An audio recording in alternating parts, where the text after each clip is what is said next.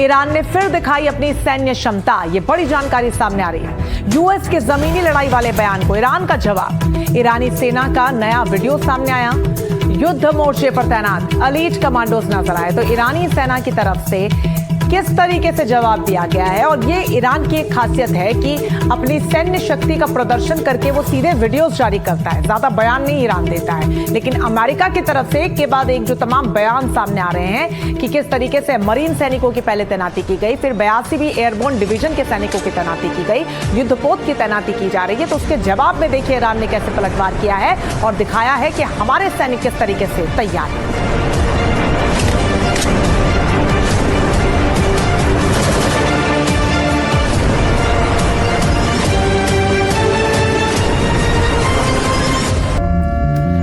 Iran America की जंग में अब चेचन लड़ाकों की भी एंट्री हो गई है।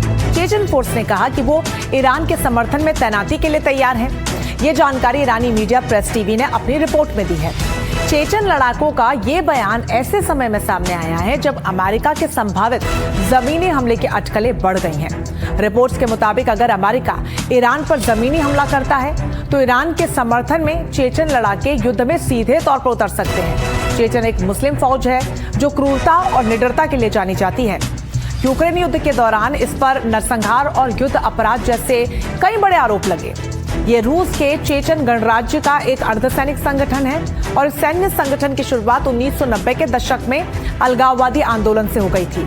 तब रमजान कादिरोव के पिता अहमद के रूप के खिलाफ मोर्चा इन्होंने संभाला था, लेकिन बाद में रूस के साथ मिलकर काम करने लगे और अब इस सैन्य संगठन के मुखिया रमजान कादिरोव हैं, जो कि पुतिन के वफादार हैं। उनका सैन्य संगठन रूसी सेना के अभियानों में मिलकर काम करता है। फिलहाल कादिरोव के इस सेना ने अब ईरान को समर्थन देने का ऐलान कर दिया है। As a result, President Trump... मुझे लगता है कि अरब देशों से युद्ध के खर्च को लेकर बात करने में राष्ट्रपति ट्रंप काफी दिलचस्पी लेंगे। मैं इस बारे में कुछ नहीं कह सकती, लेकिन निश्चित रूप से ये एक ऐसा विचार है जो उनके मन में है और मुझे लगता है कि वो इस बारे में जरूर बोलेंगे। Stop acting as the world's leading... वहीं बड़ी खबर ईरान की मीडिया के हवाले से सामने आ रही है। एलन मस्क के स्टारलिंक को निशाना बना सकता है ईरान। बहरीन, कुवैत और यूएई जैसे देशों में स्टारलिंक की मौजूदगी है और इस बात की चेतावनी, पहली बार ऐसा हुआ है कि ईरान ने आईटी कंपनियों को खुली चेतावनी दे डाली है और कहा है कि ये तमाम कंपनियां अपने 1 किलोमीटर से ज्यादा के दायरे में स्थित जो भी उनकी सुरक्षा की जगह वहां से निकल जाएं, उनके कर्मचारियों को निकलने के लिए कह दिया है। लेकिन सबसे महत्वपूर्ण स्टारलिंक है। देखिए, एलन मस्क की ये कंपनी स्टारलिंक, और इस पर अब खतरा मंडरा रहा है, खास तौर पर बहरीन, कुवैत और यूएई जैसे देशों में जहां जहां पर भी स्टारलिंक की मौजूदगी है वहां पर ईरान हमला कर सकता है। भारतीय समय अनुसार रात 10 बजे तक ये हमला हो सकता है। इसमें और भी कई टेक कंपनियां शामिल हैं, इसमें गूगल शामिल है, एप्पल, माइक्रोसॉफ्ट, इंटेल, ये तमाम बड़ी कंपनियां।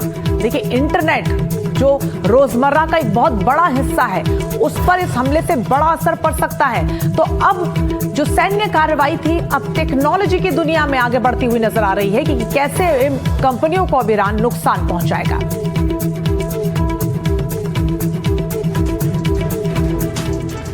तो लगातार जिस तरीके से बयान सामने आ रहे हैं, इन सबके बीच बेंजामिन नेतन्याहू की ईरान को सीधी चेतावनी। बड़ी खबर आपको बता दें, ईरान इजराइल के अस्तित्व के लिए एक बड़ा खतरा नहीं रहा, ये बेंजामिन नेतन्याहू ने कहा है। इजराइल ने ईरान की घेराबंदी को तोड़ दिया है। ईरान का आतंकी नेटवर्क की ताकत भी कम हो चुकी है, ये इजराइल की तरफ से कहा गया है। इजराइल इस बात को कह रहा है कि अब ईरान के लिए, उनके लिए ईरान कोई बहुत बड़ा खतरा नहीं रह गया है। उनका जो भी आतंकी नेटवर्क था, उसकी ताकत को हमने कम कर दिया है। שברנו את כוחם של צבאות הטרור של איראן שהקיפו אותנו בטבעת חנק. זה נכון, יש להם עדיין יכולת שיורית לאיים עלינו, אבל הם כבר אינם יכולים לאיים על קיומנו, לשגר רבבות טילים בליסטיים ורקטות שנועדו להחריב את ערי ישראל. तो हजारों टन बारूद से लेबनान की जमीन थर्रा रही है और अब सबकी नजर टिकी है बक्का वैली पर, जिसे इजराइल ने खाली करने की चेतावनी दे डाली है। ये चेतावनी महज एक एडवाइजरी नहीं है, बल्कि एक आने वाले महाविनाश का संकेत है, क्योंकि हिजबुल्लाह के लीडर नईम कासिम ये कह रहे हैं कि इजराइल के आगे सरेंडर नहीं करेंगे। लेकिन तो वहीं दूसरी तरफ इजराइल के मिसाइलें लेबनान के शहरों को खंडहर बनाने पर तुली हुई हैं। लेबनान की बक्का वैली में कैसे हालात बने हुए हैं, वॉर जोन से मेरे सहयोगी नजीर मसूदी की इस एक्सक्लूसिव रिपोर्ट में आपको दिखाते हैं।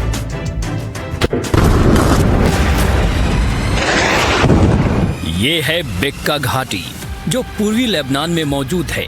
आईडीएफ ने बेक्का घाटी के कई गांव में रहने वाले लोगों को तुरंत यहां से निकलने की चेतावनी दी है। इस चेतावनी में कहा गया है कि यहां के निवासी इजराइल की सीमा से लगभग 30 किलोमीटर उत्तर में मौजूद काराउन कस्बे की ओर चले जाएं।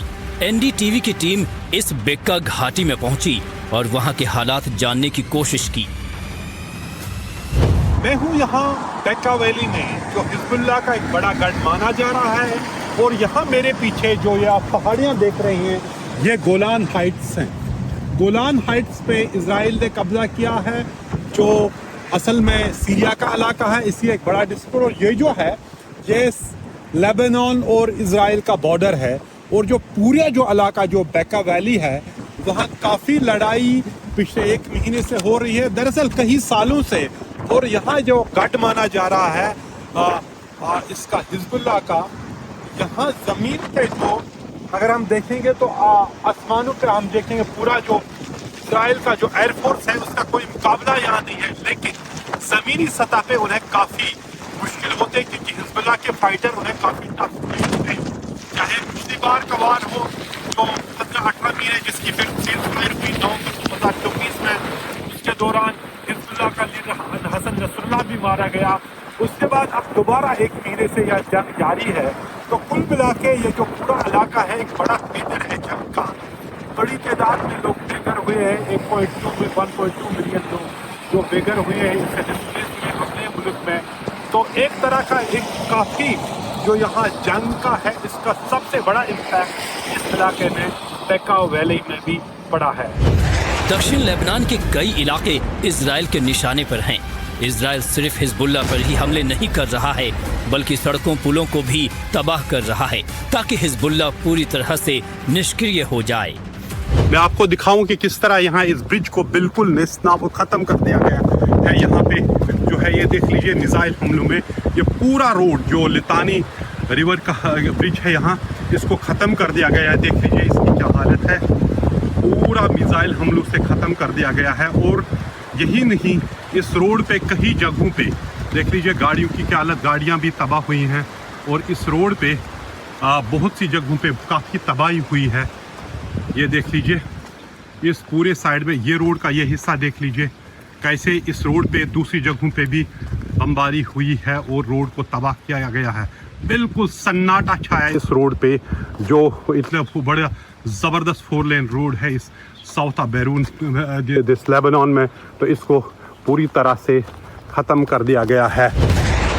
लेबनान में हाल के इजरायली हमलों में अब तक 1250 से ज्यादा लोगों की मौत हो चुकी है और करीब 3000 से ज्यादा लोग घायल हुए हैं। इजरायली हमलों की वजह से लेबनान में 10 लाख से ज्यादा लोग बेघर हो चुके हैं और अस्थायी टेंटों में रहने को मजबूर हैं। इजरायली सेना दक्षिणी लेबनान और नबातियह जैसे इलाकों में हिजबुल्लाह के ठिकानों को निशाना बना रही है।